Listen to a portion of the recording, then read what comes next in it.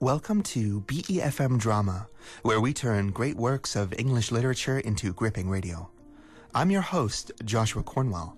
Today we're bringing you the third and final part in our adaptation of The Black Cat. Here we follow the account of a narrator we cannot trust, a madman and a drunk. Once a lover of animals, he became crueler and crueler as his addiction progressed, until finally the beloved family cat became a target for his brutal violence. First he half blinded the beast, and then he hanged it in the garden. That very night, as if in retribution, his house burned to the ground, and his descent into madness deepened. Sometime later, he discovered a cat just like the one he had killed, just like it. He took it home and found it had one eye, just as the one he'd killed, and that it had a mark as well, a white mark on its breast, that took on as he looked the appearance of a gallows noose. Is our narrator insane? Is there something supernatural at work? Or might both be true? Whatever the case may be, our story approaches its grisly conclusion.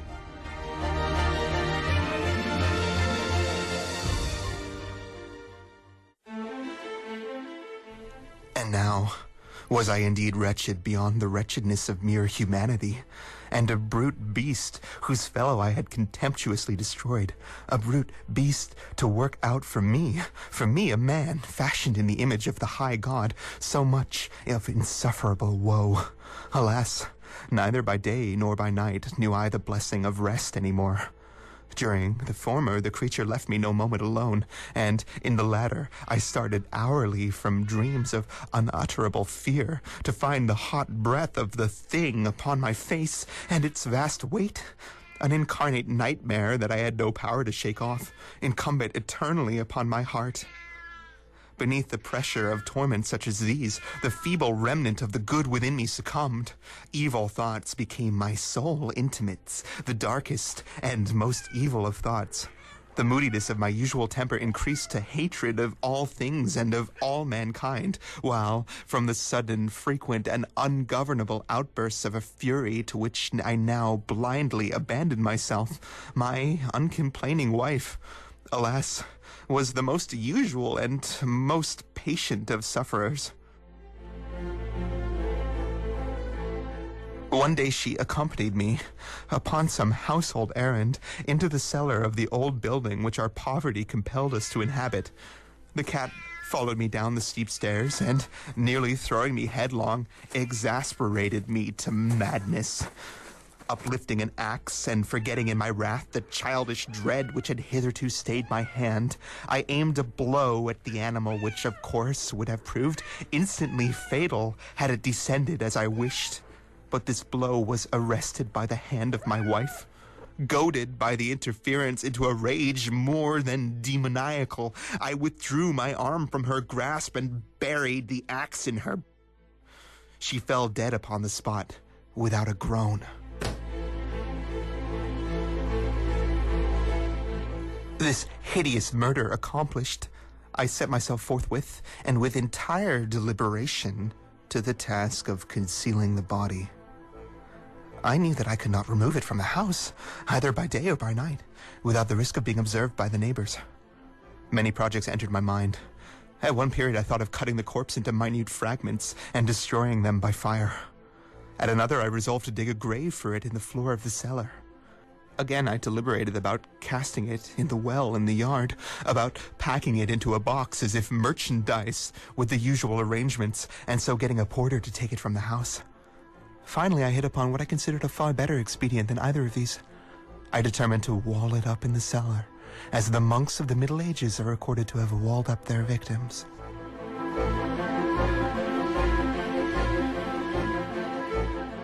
For a purpose such as this, the cellar was well adapted. Its walls were loosely constructed and had been lately plastered throughout with a rough plaster, which the dampness of the atmosphere had prevented from hardening.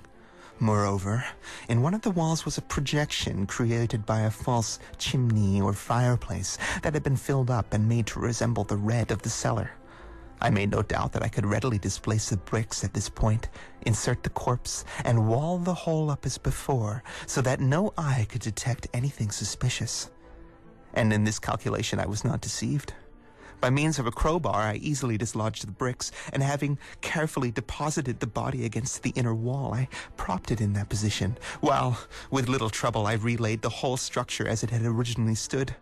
Having procured mortar, sand, and hair, with every possible precaution, I prepared a plaster which could not be distinguished from the old, and with this I very carefully went over the new brickwork. When I had finished, I felt satisfied that all was right. The wall did not present the slightest appearance of having been disturbed. The rubbish on the floor was picked up with the minutest care.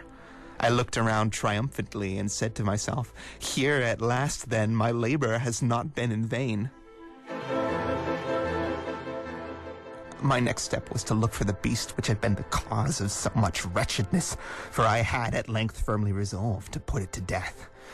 Had I been able to meet with it at the moment, there could have been no doubt of its fate, but it appeared that the crafty animal had been alarmed by the violence of my previous anger and forbore to present itself in my present mood. It is impossible to describe or to imagine the blissful sense of relief which the absence of the detested creature occasioned in my bosom. It did not make its appearance during the night, and thus for one night at least, since its introduction into the house, I soundly and tranquilly slept. I slept even with the burden of murder on my soul. The second and the third day passed, and still my tormentor came not. Once again I breathed as a free man. The monster, in terror, had fled the premises forever. I should behold it no more. My happiness was supreme. The guilt of my dark deed disturbed me but little. Some few inquiries had been made, but these had been readily answered. Even a search had been instituted, but of course nothing was to be discovered. I looked upon my future happiness as secured. Upon the fourth day after the assassination, a party of police came, very unexpectedly, into the house, and proceeded to make a rigorous investigation of the premises. Secure, however, in the inscrutability of my place of concealment, I felt no embarrassment whatever. The officers bade me accompany them in their search. They left no nook nor corner unexplored. At length, for the third or fourth time, they descended into the cellar. I quivered not in a muscle. My heart beat calmly as that of one who slumbers in innocence. I walked the cellar from end to end. I folded my arms upon my bosom and roamed easily to and fro. The police were thoroughly satisfied and prepared to depart. The glee at my heart was too strong to be restrained. I burned to say if but one word by way of triumph, and to render doubly sure their assurance of my guiltlessness. "Gentlemen," I said at last as the party ascended the steps, "I delight to have allayed your suspicions. I wish you all health and a little more courtesy. By the by, gentlemen, this is a very well-constructed house." In the rabid desire to say something easily, I scarcely knew what I uttered at all. I may say an excellently well-constructed house. These walls, are you going, gentlemen? These walls are solidly put together. And here, through the mere frenzy of bravado, I rapped heavily with a cane which I held in my hand upon that very portion of the brickwork behind which stood the corpse of the wife of my bosom.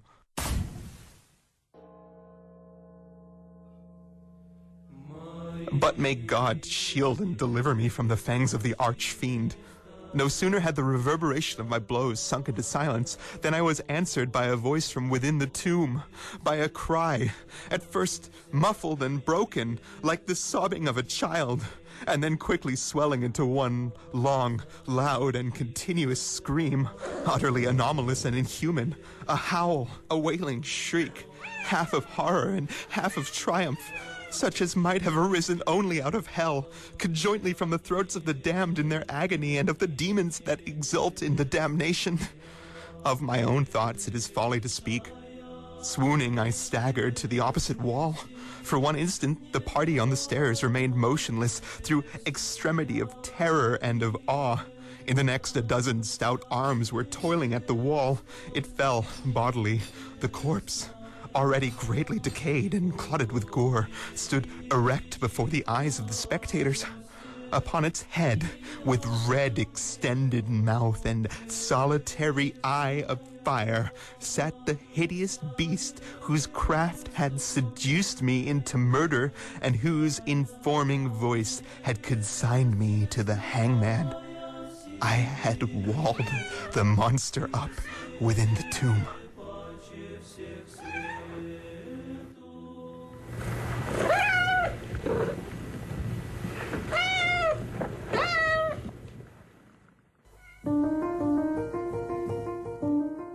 And so we come to the end of our tale.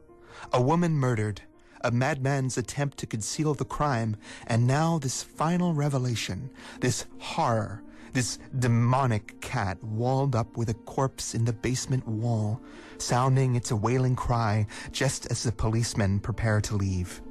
And so our mad narrator will face the gallows for his crime, as the white mark on the cat's chest seemed to portend.